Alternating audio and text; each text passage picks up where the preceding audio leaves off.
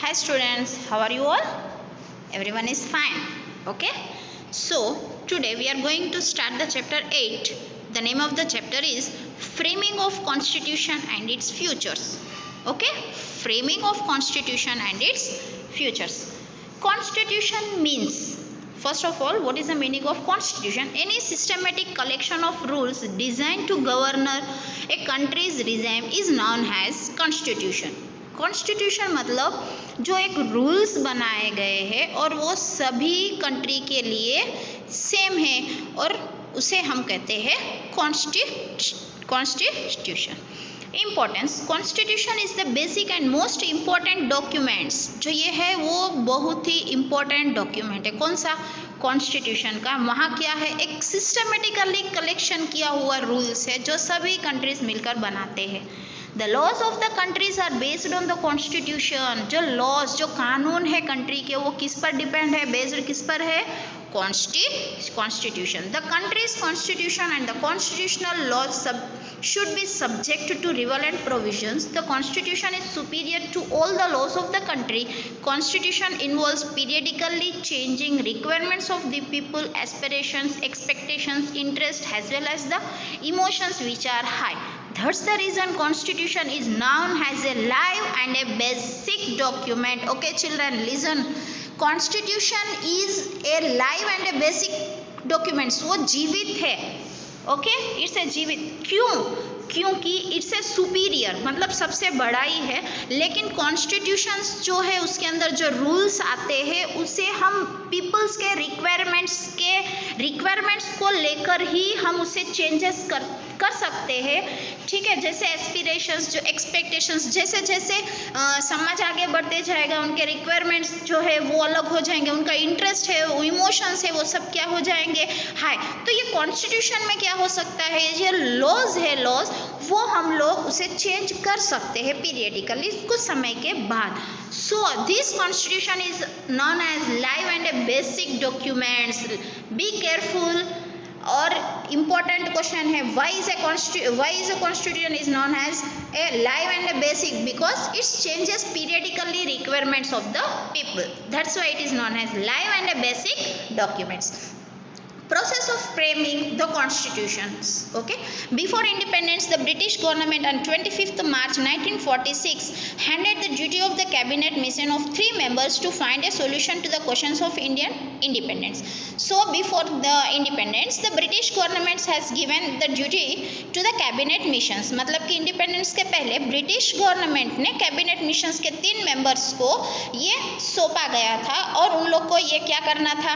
उनको सॉल्यूशन निकालना था. उसका मतलब किसके लिए? तो क्वेश्चंस चेकुक इंडिया के इंडिपेंडेंस, स्वतंत्रता के लिए. On the basis of the recommendations of the cabinet mission the constitution assembly was constituted and the structure of the constitution was decided. जो कैबिनेट मिशंस जो रिकमेंड किए थे उसे लेकर कॉन्स्टिट्यूट असेंबली जो हुई थी वो लोगों ने डिसाइड किया कि अब हम लोग को क्या करना है? कॉन्स्टिट्यूशन का स्ट्रक्चर जो है वो बनाना है. Constitute assembly comprised 385 members in which various members from different religions, caste, gender and people from various geographical diversification, political representatives and experts from the various sectors were included. जो assembly हुई थी तब उसके अंदर कितने लोग असेंबल हुए थे? तो कि 385 फ्रॉम वेरियस मेंबर्स, बहुत सारे लोग, दूसरे दूसरे रिलीजन, कैस्ट अलग है, उनका जेंडर मीन्स मेल या फीमेल, और जियोग्राफिकल डाइवर्जेशंस मतलब कोई किसी जैसे कि कोई नदी के किनारे, कोई पहाड़ों के ऊपर जैसे रहता है, उनका जियोग्राफिकल दैट इज रिलेटेड, उस तरह के लोग. और पॉलिटिकली जो एक्सपर्ट्स थे वो वेरियस सेक्टर्स, अलग अलग सेक्टर्स के, जो जिसका एक्सपर्ट होता है, वो सभी लोग उस असेंबल हुए थे वहाँ पर. Jawaharlal Nehru, Sardar Vallabh Bhai Patel, Maulana Abdul Kalam Azad, Shyam Prasad Mukherjee, HP Modi, HM Kamnath, Frank Anthony, Kanhaiya Lal Munshi, Krishna Swami Iyer, बदलाव सिंह एंड वुमेन रिप्रेजेंटेटिव्स, ये सब मेल थे. और ये women Sarojini Naidu, Vijay Lakshmi Pandit were the members of the constitute assemble. ये सब मेंबर्स थे. कहाँ के? कॉन्स्टिट्यूट के members, male and female. Okay, Then doctor Rajendra Prasad was the president of the constitute assembly. तो वहाँ के प्रेसिडेंट होते हैं, वो एक प्रेसिडेंट थे, कौन थे? Doctor Rajendra Prasad. A committee was appointed to draft the constitution under the chairmanship of doctor Bhimrao Ambedkar. तो एक कमिटी वो अपॉइंट की गई है जो जिसने क्या बनाया? कॉन्स्टिट्यूशन। किसके अंडर में बनाया था? वो doctor Bhimrao Ambedkar. The Constituent Assembly met for 166 sessions spread over a period of 2 years, 11 months and 17 days. तो एक कॉन्स्टिट्यूशन जो है वो असेंबल हुआ, मिले, कितनी बार मिले वो लोग? तो क्या 166 और इसके लिए उन लोग को समय लगा 2 साल 11 महीने और 17 दिन। Members of the assembly had discussed threadbare each and every detail of its provisions, keeping in concern the matters of constitution of different countries. तो यहाँ पर ये लोगों ने हर एक डिटेल्स, जहाँ जो होगा तो क्या लॉ बनाएंगे, ये सब कुछ ये लोगों ने क्या किया? यहाँ पर डिटेलली सब कुछ डिस्कशन किया। In this constitution there are 295 articles and 8 appendices. 295 articles, जैसे हम लोग कोर्ट में देखते हैं, चलो इनको ये करने पर ये सज़ा मिली, उसे हम कहते हैं आर्टिकल्स। ओके, तो 295 articles and 8 appendix. Appendix means वो पेज के पीछे नेक्स्ट टर्न पेज पे दिए जाते हैं, वो 8 appendix. After amendments with 395 articles and 9 appendix. लेकिन अब जो है वो कितने हैं? 395 और अपेंडिस पीछे 9 दिया है, लेकिन अब 12 हो रहे हैं, 12 है। Okay, the constitution was framed on 26 नवंबर 1949। तो कॉन्स्टिट्यूशन जो है वो बन गया, कब बना? 26 नवंबर 1949। The Constitution was unanimously passed in the Constituent Assembly on 26 January 1950. Constitution of India came into existence and India was declared as a republic nation. तो India, ये कॉन्स्टिट्यूशन बनने के बाद इंडिया को क्या कहा कर डिक्लेयर किया गया? Republic nation. Thereafter every year on 26 January we celebrate Republic Day with national fervor. तो इसके बाद, किसके बाद ये जो आर्टिकल्स कॉन्स्टिट्यूशन बन गया, हम लोग के 395 आर्टिकल्स आ गए, 9 अपेंडिक्स आ गए, ये सब कुछ आ गया। उसके बाद हम लोग 26 जनवरी को क्या बना रहे? Republic. In the Indian constitution we have 4 lions as a national emblem and national slogan सत्यमेव जयते। ओके चिल्ड्रंस, तो हम लोग हमेशा देखते हैं कि 4 लायंस है। कितने लायंस? 4 लायंस, जो हम उसे बोलते हैं national emblem and national slogan है हम लोग का सत्यमेव जयते। इसका मतलब सच हमेशा जीतता है, सत्यमेव जयते का मतलब। तो constitution provides for citizenship rights and duties of the peoples, directive principles of the state policy, union state relations, elections and emergency provisions. Thus the Constitution of India is the most detailed and elaborated nation documents. तो यहाँ पर हम देखा जाए तो constitution ने क्या provide किया है? सिटीजनशिप, मतलब 18 साल के बाद जो हम लोग राइट टू वोट होते हैं वो, और फंडामेंटल राइट्स और डायरेक्टिव प्रिंसिपल्स जो दिए गए हैं स्टेट पॉलिसी के, उसके यूनियन स्टेट्स के, इलेक्शंस, इमरजेंसी। तो ये कॉन्स्टिट्यूशन ऑफ इंडिया है वो बहुत ही इम्पोर्टेंट एक डॉक्यूमेंट है। Why document? क्योंकि it is a written document, लिखा हुआ डॉक्यूमेंट्स है। What is preamble? What is preamble? ये वेरी वेरी इंपॉर्टेंट, ये आपके सभी अभी कॉम्पिटेटिव एग्जाम में कभी भी जाए, प्रीएम्बल जो है is a very very important topic. Preamble is the core and the important part of constitution. See children, it is a core means उसका ऊपर का और पूरा related है और वो important है constitutions के लिए। Indian constitution begins with preamble. Preamble means यहाँ पर एक duty है जो rules दिया गया है। Example, जहाँ हम लोगों ने कहा है preamble means एक rule बनाया गया है, जैसे कि यहाँ थूकना मना है, लेकिन देखा जाए तो वहाँ पर लोग ज़्यादातर थूकते हैं उसके लिए, लेकिन it is a written documents. Okay, so preamble is a very important topic. The words written in the preamble highlights the soul of the constitution. See, मैंने अभी बोला था constitution जो है it is a written documents. preamble जो है वो highlight की the words written in the preamble highlights. preamble के अंदर जो लिखे गए, जैसे मैंने अभी एग्जांपल आपको बताया, जैसे थूकने मना है, वहाँ पर लोग जो ज़्यादातर से क्या करते, थूक देते, लेकिन उनके रूल्स के हिसाब से वहाँ लिखा गया है, ठीक है, क्या लिखा गया कि थूकना मना है। So it is a written documents. और कभी कभी हमें जो भी लिखा हुआ हो वो भी ना समझ में आता हो, वो इंस्ट्रक्शंस ही होता है, that is also related to preamble. Okay, the preamble is a very very important topic. Okay, तो पीपल जो है इंडिया के वो लोग में हमें डेमोक्रेटिक, जस्टिस, लिबर्टी, इक्वालिटी ये सब कुछ हमें उसके अंदर दिखाई देता है। और हम लोगों ने ये जो कॉन्स्टिट्यूशन है वो कब बनाया गया हुआ था? 26 जनवरी 1950 में ये कॉन्स्टिट्यूशन असेंबली जो है वो एग्जिस्टेंस में आया था और हम लोग के इंडिया में आया था और हम लोगों ने इसे डिक्लेयर किया था एज ए रिपब्लिक। तो तभी से लेकर 26 जनवरी को हम लोग अपना रिपब्लिक डे जो वो है वो मनाते हैं और हम लोग का नेशनल जो स्लोगन है वो सत्यमेव जयते है। Okay, preamble is a very important core and a important part of the constitution. Okay children, do you understood? Okay, now next.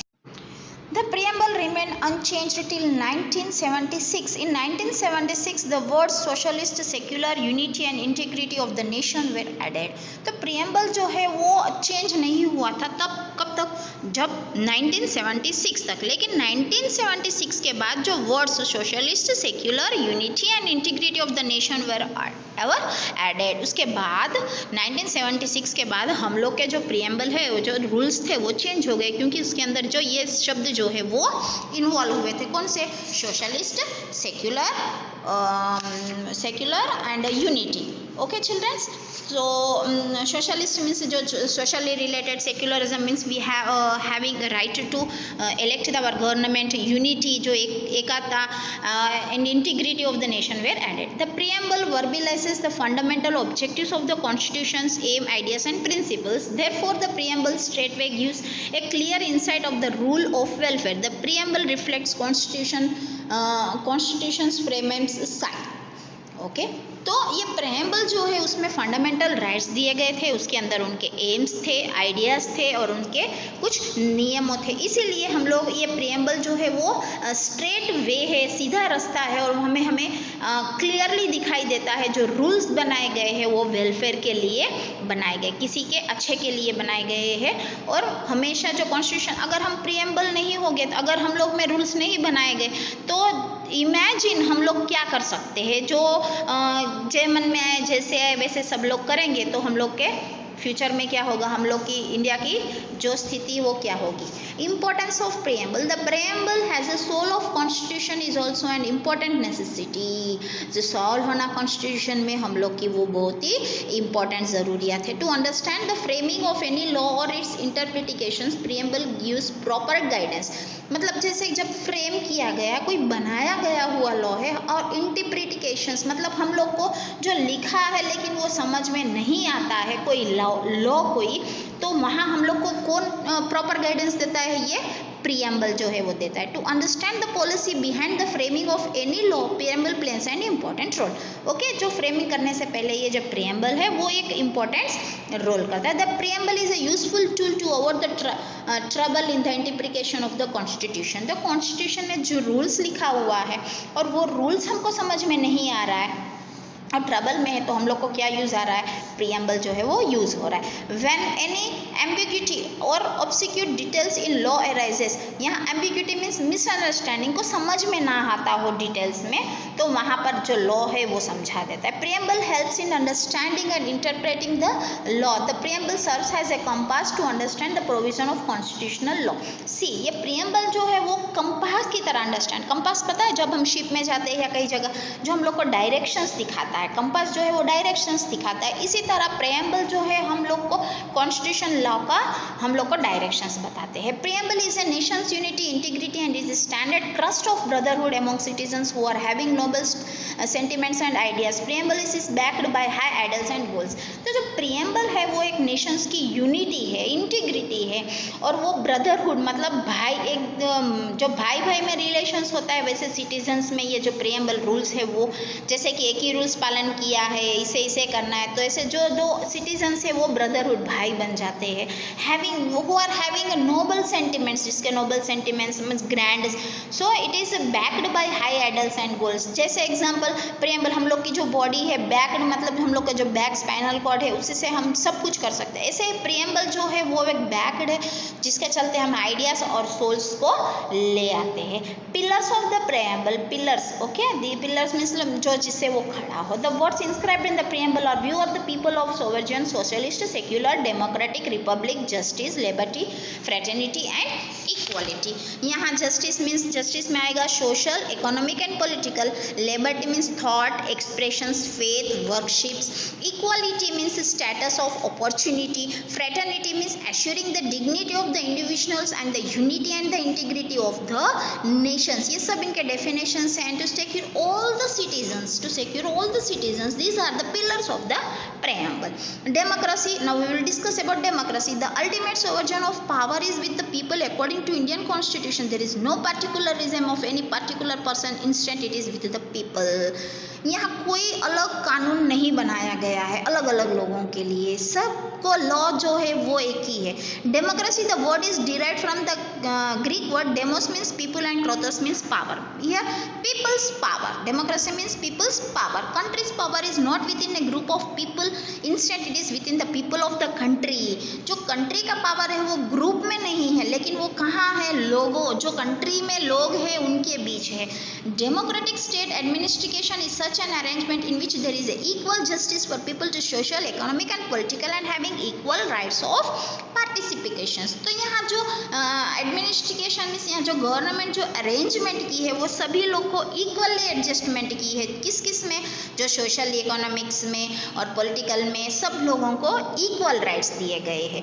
In democratic India people elect the leaders through their choice by casting vote to represent those leaders in the parliament and thereafter assuming the post of prime minister and his her cabinet। तो democratic में क्या होता है, they are people are wanted to elect the leaders through their choice। उनके choice के हिसाब से वो लोग इलेक्ट कर सकते हैं लीडर्स इन द पार्लियामेंट, और फिर उसके बाद post of the prime minister.